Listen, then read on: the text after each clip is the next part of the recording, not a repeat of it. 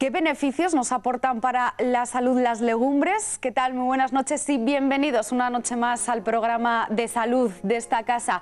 Hoy les vamos a hablar de esos nutrientes que tienen las legumbres con nuestra dietista Ana Maté, pero también les hablamos de esa crisis mundial sanitaria del coronavirus. ¿Estamos exagerando con la preocupación que hay? Un virólogo de la Universidad de Burgos estará aquí con nosotros y una víctima de talidomida.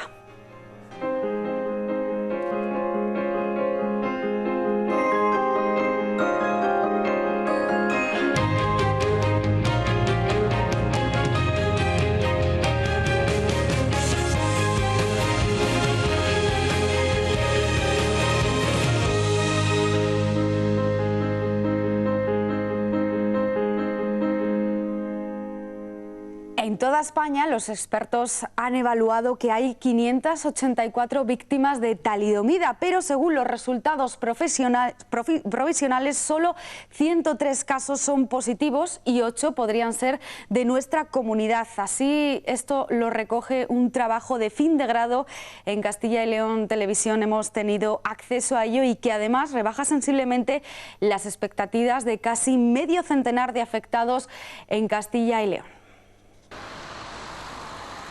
El trabajo académico de 2 estudiantes de medicina analiza los 46 posibles casos de Castilla y León.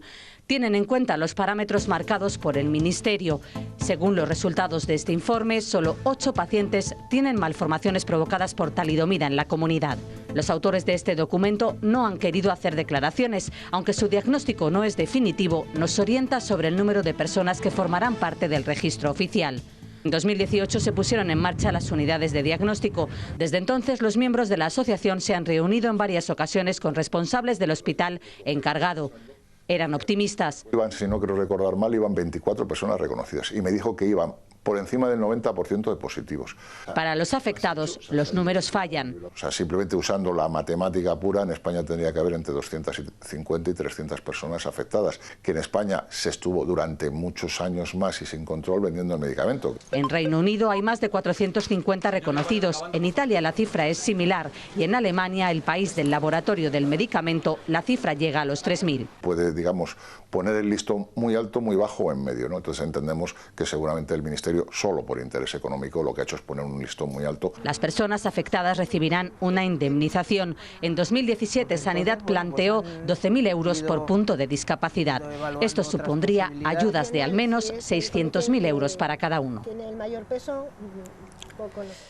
Vamos a recordar que la talidomida es un fármaco que fue comercializado entre los años 1958 y 1963 como sedante y como calmante de las náuseas durante los 3 primeros meses de embarazo. Las consecuencias de la ingesta de este medicamento que estamos viendo son más que evidentes. Niños que nacían con malformaciones congénitas.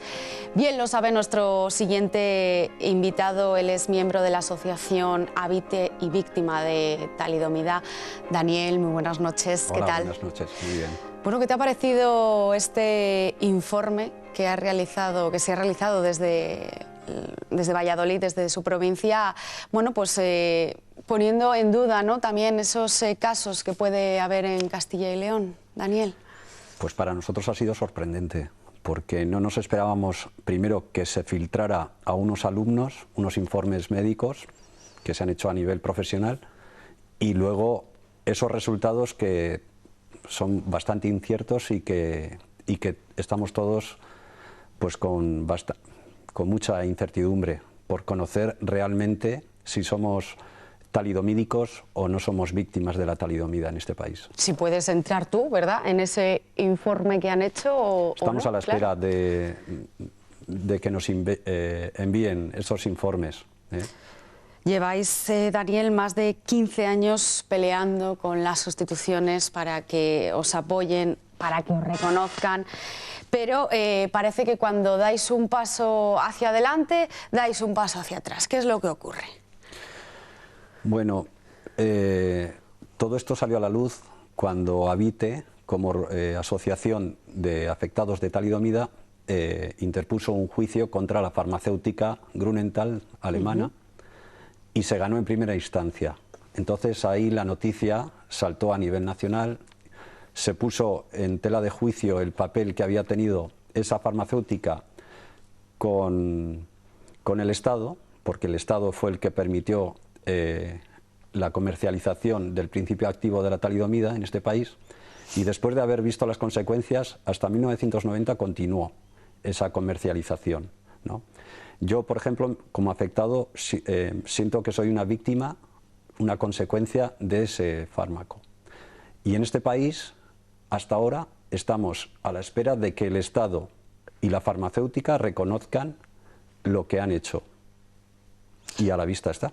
Claro, ¿no lo han reconocido en ningún país o en algún país sí? Sí, Alemania, Reino Unido, Italia, Canadá, han reconocido lo que el Estado hizo con la farmacéutica y han reparado en su medida los daños. En España ni se ha hecho un registro de víctimas y estamos a la espera todavía de una resolución política porque hemos recurrido en diferentes instancias y no nos han dado la razón, no porque no la tengamos, sino porque hemos prescrito según el Tribunal Supremo Constitucional y de Estrasburgo. Es decir, no hemos reclamado a tiempo.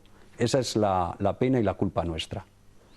Tú, Daniel, por ejemplo, ¿cuándo te diste cuenta, en qué momento, de que podías ser una víctima de talidomida? Bueno, yo toda la vida he escuchado a mis padres decir que un medicamento que había sido recetado a mi madre durante mi embarazo, cuando yo estaba en el vientre de mi madre, pues fue el culpable de que yo naciera así, porque yo tengo 5 hermanos más y están perfectamente. Entonces, yo siempre, en mi casa, en mi pueblo, en Villarcayo, siempre decía, bueno, pues yo he nacido así porque mi madre había recibido un medicamento. No sabía cuál, ella no se fijó, claro, eran otros tiempos. No funcionaba la seguridad social como funciona ahora. Doy con Avite, seguramente recuerdo por la noticia a nivel nacional que tuvo el peso de la sentencia en primera instancia, y empiezo a indagar. Y empiezo a ponerme en contacto con ellos, la asociación, y dar sentido al por qué yo he nacido así y toda la vida voy a continuar así. Bueno, estamos sabiendo, ¿no?, que lleváis mucho tiempo, como hemos conocido, para saber ese registro, ¿no?, definitivo, porque tú en tu caso, por ejemplo, sí que estás reconocido. ¿Hay análisis clínicos, informes genéticos de que os digan realmente que sois afectados de este problema? La asociación nos aconsejó que nos hiciéramos unos exámenes médicos. Somos unos cientos de afectados por talidomida, presuntamente, supuestamente.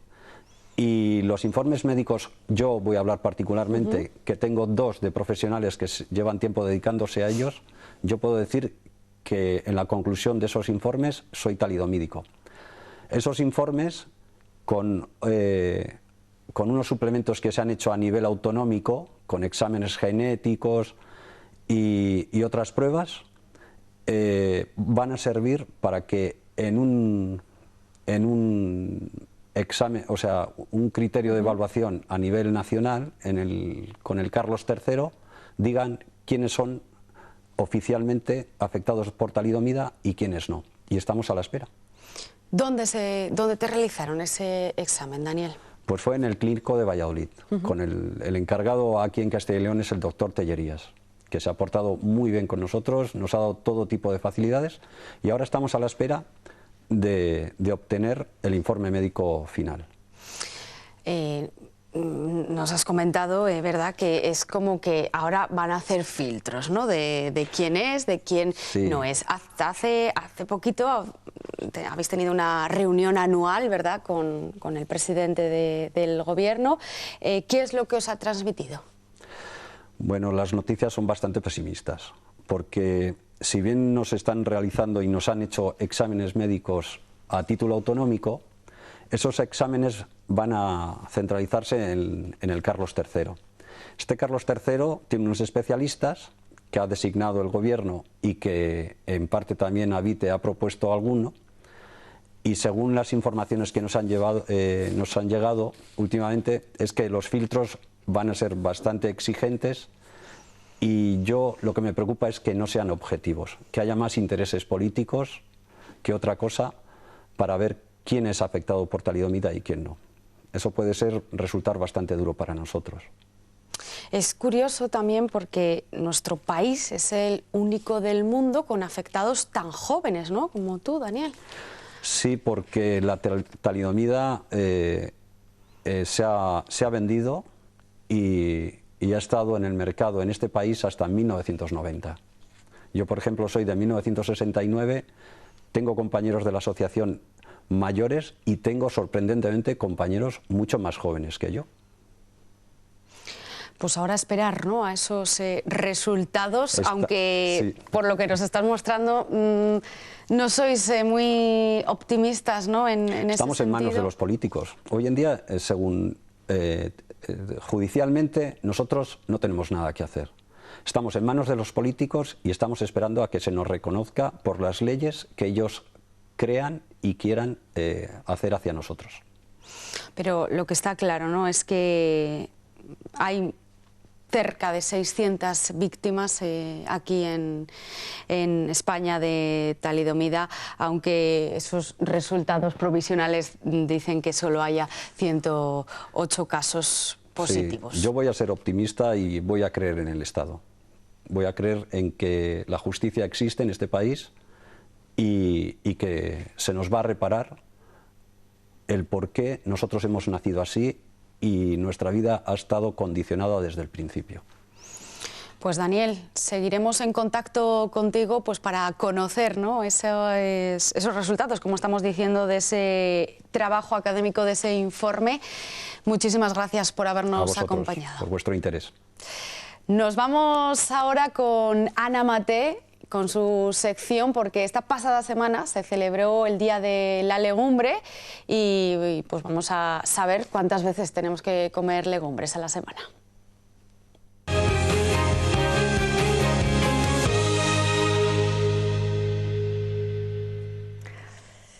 Y es que las legumbres contienen muchos beneficios y fíjense que hacen hasta su Día Mundial. Ana, muy buenas noches, ¿qué tal? Buenas noches, Verónica, muy bien. ¿Estamos concienciados, Ana, con comer legumbres?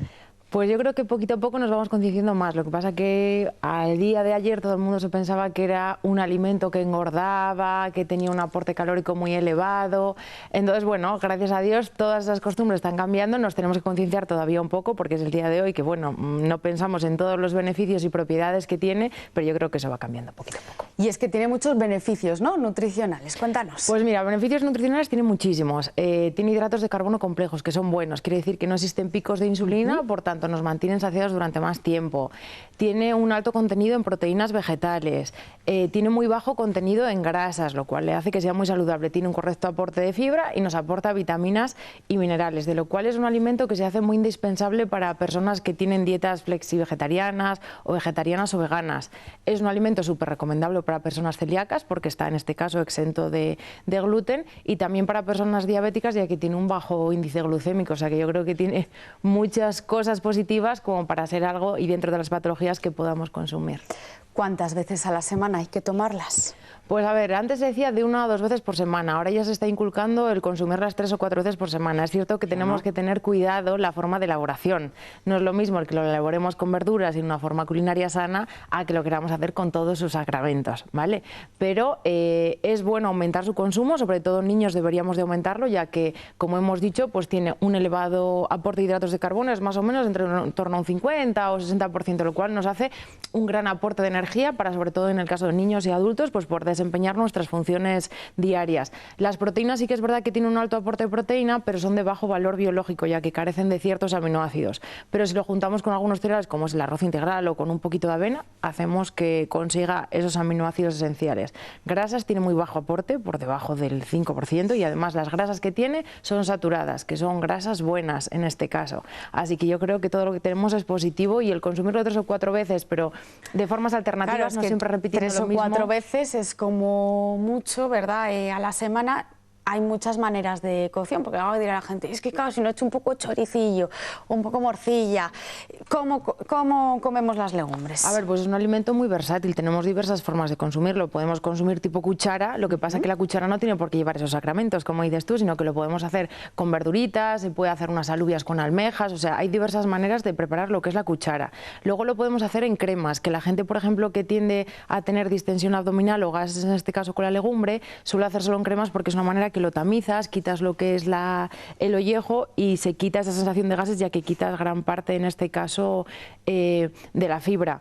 Pero lo podemos hacer en ensaladas cuando vienen épocas de verano o incluso ahora en invierno. El garbanzo, por ejemplo, ¿no? Eso es. E incluso las lentejas también se ponen lentejas, en alubias, lo que quieras. Incluso si no tenemos tiempo podemos tirar de las de bote. Lo único que siempre hay que lavarlas muy bien hasta que desaparezca pues esa espumilla, que es el indicativo de antioxidantes y conservantes que tiene esa legumbre, y le unificamos por las verduras o su parte de proteína, un huevo cocido, pechuga de pollo, si eres vegetariano un trocito de tofu o seitán, o sea, podemos hacerlo de diversas variedades. Podemos hacerlo como tentempiés con el tema del hummus. Pues cogemos luego unas barritas de apio o de zanahoria para untarlo. Pero incluso lo podemos poner como aperitivo, que yo el otro día lo hablaba con una paciente y decía, ¿pero se puede comer así? Digo, sí. El coger, por ejemplo, unos garbanzos de bote, les lavas y tú pones a precalentar el horno a unos 200 grados aproximadamente. Esos garbanzos los mezclas con un poquito de pimentón y un chorrito de aceite y luego en la bandeja del horno pones un trocito de papel de horno, les sueltas y les separas, les metes pero al grill una vez que esté precalentado unos 15 minutos y te quedan como crujientes, o incluso te lo puedes unificar en las ensaladas. Bueno, pues hay muchísimas recetas, ¿no? Lo podemos hacer de 1.000.000 de maneras. Además que tenemos que tener el concepto de que no es algo que nos vaya a engordar, todo lo contrario. Está comprobado al día de hoy que este alimento lo que nos ayuda es a regular y a controlar nuestro peso, como hemos dicho, siempre y cuando controlemos en este caso la forma culinaria en la que lo vamos a elaborar. Todos los días alubias rojas con todos los sacramentos, a ver si alguno va a escuchar 4 veces al día, pues 4. No, tenemos 4 veces a la semana. No, tenemos que tener en cuenta eso, que las formas culinarias sean formas saludables y que lo juntemos junto con otros alimentos para que no nos quede ninguna carencia nutricional en este sentido. Y algo que a mí me parece súper interesante es que al final es de cultivo sostenible. Quiere decir, necesita súper poca agua a la hora de cultivarlo, es resistente tanto si hay heladas como si hay sequía, apenas suelta CO2 y lo que hace también es fijar el nitrógeno a la tierra, que lo que hace es que en este caso tenga una mayor reproducción, sea más fértil esta tierra. Entonces, que yo creo que todo lo que tiene son beneficios, y al día de hoy que miramos un poco por nuestro planeta y evitar un poco todo lo que está pasando, pues es un alimento pues que en este caso pues es bueno su cultivo. Pues nada, vamos a poner en agua esta noche lentejas o garbanzos y ya tenemos para mañana esa comida. Pues está hecho. Ana, muchísimas gracias como siempre por acompañarnos. Gracias a ti, Vero. Nos vamos ahora a ver una noticia, y es que los menores de 14 años están siendo el grupo más afectado este año por el virus de la gripe, y según los datos recogidos, la inmensa mayoría de los que caen enfermos están sin vacunar. Baja un poco la incidencia, pero seguimos en ese nivel de epidemia. No se puede mirar, no se puede ver. Es extraño encontrar un aula en la que no haya huecos. La gripe se ensaña con los niños. Como muchos no han estado expuestos al virus, cuando lo contraen, pues caen todos en bloque en las clases. 3 de cada 4 contagiados por el virus en la comunidad son menores de 15 años, todos con los mismos síntomas.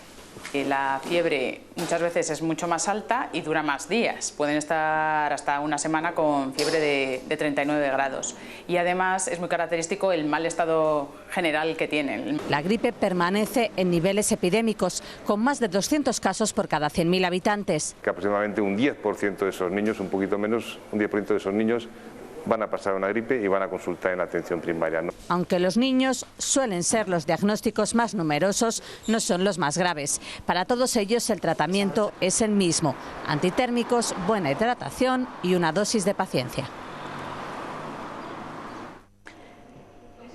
La preocupación mundial sobre el coronavirus, bueno, pues ha hecho que se cancelen viajes e incluso que se llegue finalmente a no organizar el Congreso del Mobile en Barcelona. ¿Hay una exageración en esa preocupación? Esta noche vamos a hablar con Juan Ayón. Muy buenas noches, Juan. Hola, ¿qué tal? Buenas noches, ¿qué tal?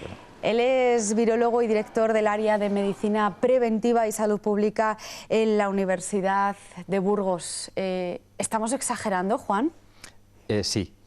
El ejemplo que estás poniendo del Mobile Congress es un ejemplo clarísimo de no tomar una decisión movida por quizás la histeria, pero desde luego no por motivos científicos ni de salud pública. Yo no me puedo meter en la cabeza primero las compañías que empezaron a decir que no querían venir y luego al final los organizadores del Congreso que lo han cancelado. Pero si esta decisión la han tomado por motivos de salud pública, desde luego no había motivos para tomarla. Si hubiera otros motivos, además eso no lo sé. la OMS, ¿no? Que por ellos Claro. en ningún momento han dicho que se anule un congreso por una crisis sanitaria de este Además tipo. estamos viendo cómo otros congresos en otras partes de Europa sí que se están celebrando con las precauciones necesarias, porque efectivamente hay una situación es necesario incidir en que hay una situación en una provincia muy concreta en China, que es donde está el principal problema. Y se tiene que mantener una vigilancia acerca de ese virus para asegurarse de que no hay casos que se nos escapan en ningún otro sitio del mundo. Pero ahora mismo la situación está bastante acotada y con una serie de precauciones que son los que los profesionales de la salud pública, de la Organización Mundial de la Salud y del resto de las agencias están intentando transmitirnos, con esas medidas no tiene que cundir el pánico. Y lo que tenemos que hacer es conseguir que ese pánico no se expanda. Está aumentando, ¿no? En estos días vemos el número de casos, incluso de fallecidos, ¿no? Lo ha dicho así la Comisión Nacional de Salud. Están cambiando además en los protocolos de prevención, incluso de detectar el virus. Ha cambiado la situación en China. Bueno, la situación en China sigue siendo básicamente la misma que era hace 2 días. Es verdad que ayer nos encontramos con un incremento muy significativo en el número de casos que normalmente estaban descendiendo, estaban en torno a unos 3.000, 2.000 y pico cada día y de pronto nos encontramos con 15.000 en un solo día. Bueno, eso se debe al que el criterio de diagnóstico cambió. Hasta ese momento se tenía que estar muy seguro de que era el virus, el coronavirus, lo que estaba causando la enfermedad, se detectaba de manera genética y entonces decían, este caso sí que es. Desde ayer lo que hacen las autoridades chinas es contar el diagnóstico por causas clínicas. Probablemente haya muchos de esos diagnósticos, haya algunos de esos diagnósticos nuevos que realmente no los causa el coronavirus, pero causan una neumonía. Bueno, pues están metiendo todas las neumonías en el caso del coronavirus. Nos puede asustar porque de pronto dices, ahora parecía que estábamos ya estabilizando la cosa y de pronto nos plantamos en 15.000 al día. Es bueno por 2 motivos. Primero, porque a esta gente se le están diagnosticando antes que tienen un problema, probablemente les puedan empezar a tratar antes y en menos casos degenerará la cosa a una situación grave. Y además también una cosa que nos puede llevar a favorecer, a tranquilizar a la población, es que cuantos más casos haya, el número de muertos no está incrementando de manera proporcional. Por lo tanto, lo que vamos a observar es que efectivamente la letalidad del virus, el número de gente que acaba muriendo por cada X infectados, que estaba en torno al 3% en la provincia de Hubei, va a disminuir. Y ahora ya está en torno al 2% y es muy probable que en el momento en que nos demos cuenta de toda la gente que se ha visto afectada por el virus y veamos los que han muerto, esa letalidad sea bastante más baja. Fuera de Hubei, en el resto de China, donde hay también muchos casos, y los casos que hay en Europa, en América, la mortalidad del virus no llega al 0,5%, que para que la gente lo entienda es básicamente los niveles de la gripe estacional que tenemos todos los años, ni siquiera un año malo de gripe. Claro, es curioso, Juan, porque lo estáis comparando, ¿no?, los expertos con la gripe, ¿no? Y por una sospecha de gripe no se realiza un protocolo de ese tipo, una sospecha, por ejemplo, del coronavirus aquí en España. Claro, a ver, es un problema serio. Hemos visto el principal problema que tiene este virus es que se transmite muy rápido. Y el principal problema que está causando, por lo que sabemos, claro, que las noticias que recibimos de China, con la cautela que implica manejarlas, ¿no? Pero lo que está clarísimo es que causa muchos casos.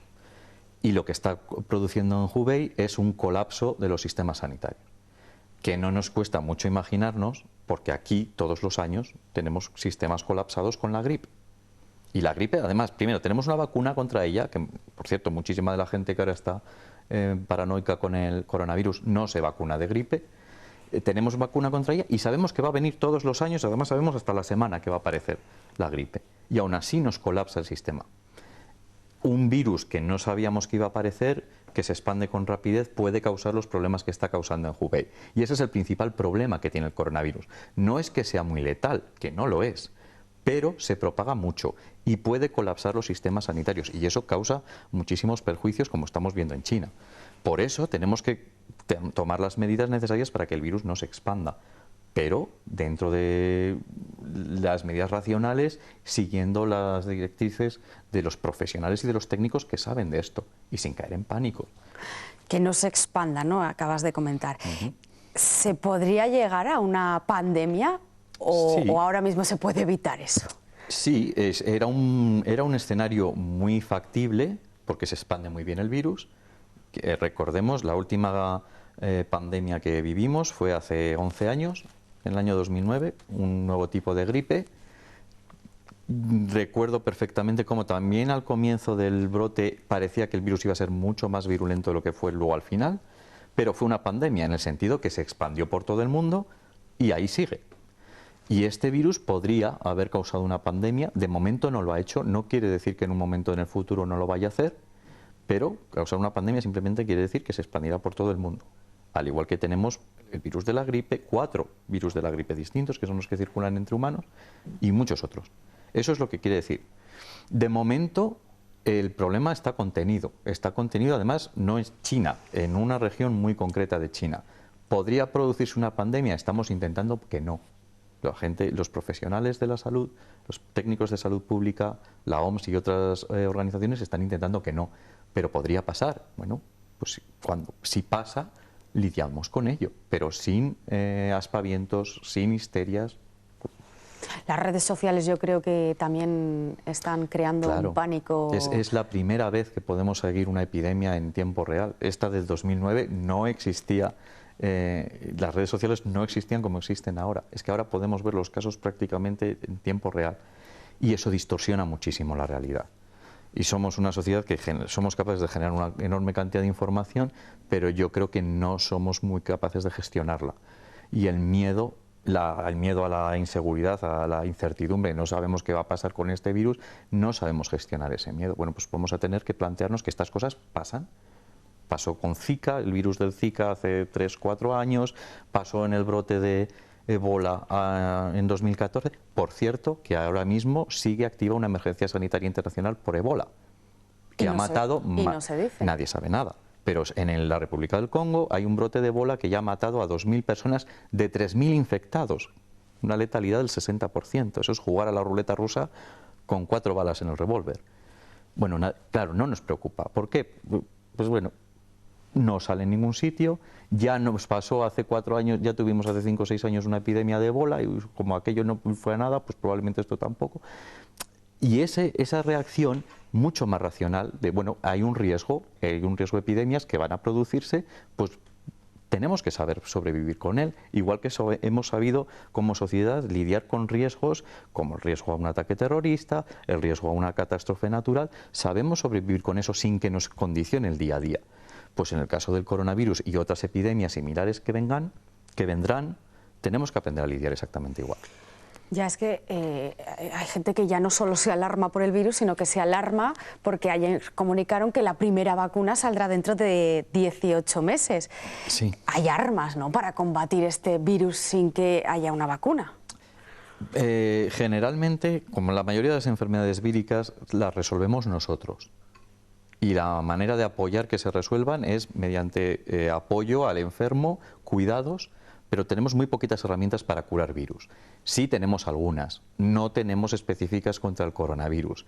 Lo que se está haciendo es intentar probar cosas que funcionan para otros virus y que igual nos sirven para este. Los virus un virus y otro virus no se tienen por qué parecer en nada, pero tienen partes que se parecen. Entonces, bueno, pues igual un medicamento que sabemos que vale contra el virus del SIDA, que no tiene nada que ver con el coronavirus, pero tiene partes parecidas, pues igual funciona. Y eso tiene la ventaja de que son medicamentos que ya hemos probado, sabemos que se los podemos poner a los pacientes, sabemos qué dosis le podemos poner a los pacientes. Entonces hay grupos de investigación en China que ya están intentando utilizar estos tratamientos y algunos de ellos pueden estar dando resultado. Pero en principio no vamos a tener nada específico contra el coronavirus que recuerdo, comenzó hace mes y medio, hasta dentro de cierto tiempo. Y una vacuna, en el mejor de los casos, grupos españoles que ya están trabajando en una vacuna, pero no van a conseguir que se apruebe para distribuirla en humanos en varios meses, incluso acelerando muchísimo el proceso. Hay maneras de prevención, como lo estamos escuchando durante todos estos días. Bueno, pues lavarse las manos con jabón, si puede haber alguien con un síntoma. Bueno, esto es como un poco como el virus de la gripe, ¿no? Se transmite igual, sí. Claro, se transmite por contacto físico, pero has comentado que es más contagiosa, puede ser que la gripe. Los datos que tenemos indican que sí, que puede ser un poco más contagioso. No me voy a meter en terminología así muy técnica, pero vamos a decir que, para andar por casa, si gripe de media, sabemos que una persona que está infectada por gripe, pues estadísticamente suele contagiar a una otra persona, no mucho más, ¿vale? Este virus está en torno a que una persona infectada por este virus parece que podría infectar a otras 2 personas. O sea, es más contagioso que el virus de la gripe. No es tampoco de los virus muy contagiosos. Es el sarampión, por ejemplo, que es, yo creo que de los virus humanos el más contagioso que conocemos. Una persona infectada por sarampión estadísticamente se lo transmite a otras 17. Madre mía. Eso es un virus contagioso. Este es más contagioso que una gripe normal, pero bueno, no mucho más. Y con mucha prudencia, porque esos son los datos que tenemos con los casos que hay ahora mismo y los datos que nos vienen de China, que tampoco... Claro, al final yo creo que hay muchísimas preguntas sin resolver en cuanto a, incluso a cómo se contagia, los datos que hay de personas, casos fallecidos, si funcionan las medidas de prevención. Yo creo que todavía claramente no sabemos las respuestas. Muchas cosas no, otras sí. Por ejemplo, sabemos que es un virus respiratorio, entonces sí que sabemos que esas medidas de prevención que decías tú, las que utilizamos en la gripe normal, sabemos que funcionan, eso sí. Sabemos el problema grave que puede causar en algunas personas es una neumonía muy parecida a la que causaba otro coronavirus, que fue el del SARS. También parece que está cada vez más claro que, al igual que pasa con la gripe, para que la enfermedad pase de ser con unos síntomas gripales relativamente normales a esa neumonía grave, tiene que haber unas condiciones previas. La edad es un factor de riesgo, otras patologías subyacentes. Entonces sí que vamos sabiendo cosas que además, porque este virus no aparece de la nada, es un virus que se parece bastante al coronavirus del SARS, que apareció en el 2003, que se parece a otro coronavirus que nos lleva dando problemas durante cierto tiempo, que ha sido el coronavirus del MERS. Entonces no partimos de la nada, ya tenemos algún conocimiento sobre cómo funcionan estos virus. Así que algo sí que sabemos, y en eso que sí que sabemos es en lo que se basan las medidas preventivas que se están tomando. Y yo creo que la población china allí está más tranquila, por lo menos lo que estamos viendo es que se ha vuelto a la producción, a la actividad del trabajo, se ha vuelto a salir a la calle. También es cierto que ha coincidido, ¿no?, con esas vacaciones del año chino, entonces se ha juntado un poco todo, pero están retomando allí la actividad. Claro, de nuevo, el problema está muy focalizado en una provincia concreta, especialmente en una ciudad. Claro, nosotros pensamos en una provincia y piensas en Albacete o piensas en Soria. Hubei son 60 millones de personas, es decir, es como Italia casi como Francia. Y la ciudad en concreto de Wuhan es 4 veces Madrid. Pero ahí es donde está el problema. El resto de China, con los 1.300 millones de personas que hay, puede ir poco a poco recuperando la normalidad, debería hacerlo, porque como muy bien ha dicho la OMS y la doctora Neira, que es la directora de Salud Pública de la OMS, que es española, hoy lo volví a incidir, el problema del coronavirus va a ser muchísimo más grave por su vertiente económica y social, que sabemos, y además lo hemos vuelto a comprobar ahora con los estragos que ha causado la crisis, que la vertiente económica y social de un problema repercute siempre de manera directa en la salud de una comunidad.